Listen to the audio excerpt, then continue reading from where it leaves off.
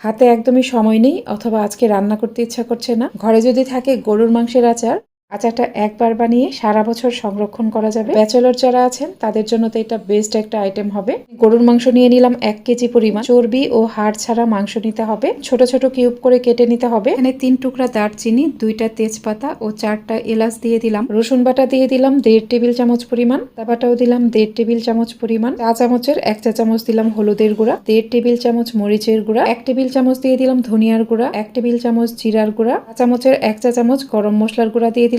প্রথমেই লবণের পরিমাণটা একটু কম দিলাম, আচার বানানো শেষ হতে হতে মাংস পরিমাণে অনেকটাই কমে যাবে। পরবর্তীতে টেস্ট করে আরো লবণ অ্যাড করা যাবে। 1/2 কাপ পরিমাণ সরিষার তেল দিয়ে সবকিছু খুব ভালোভাবে মেখে নিতে হবে। এটা রেস্টে রাখতে হবে আধা ঘন্টার মতো। এই মাংস রান্না করতে কোনো পানি ব্যবহার করা যাবে না, চুলার কম আছে এটা রান্না করতে হবে। আস্তে আস্তে জাল করে সেদ্ধ করে নিতে হবে। এগুলো প্রায় 80% মতো সেদ্ধ করতে হবে।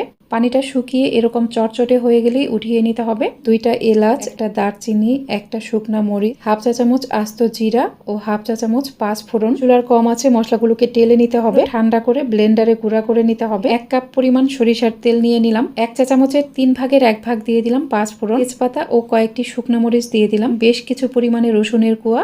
রসুনের কোয়াটা এরকম সাদাটে কালার থাকা অবস্থায় মাংস দিয়ে দিব। বেশ কিছুক্ষণ সময় নিয়ে মাংসটাকে তেলের সাথে জাল করে নিব। আবার মাংসগুলোকে খুব বেশি ভেজে ভেজে কিন্তু শক্ত করে ফেলা যাবে না। এর মাঝে আমি 2 থেকে 3 টেবিল চামচ পরিমাণ ভিনেগার অথবা সাদা সিরকা দিয়ে দিলাম। পর্যায়ে লবণটা চেক করে তারপর অ্যাড করে দিলাম। এই মশলাটাকে তেলে গুঁড়া করে রেখেছিলাম সেটুকু দিয়ে দিব।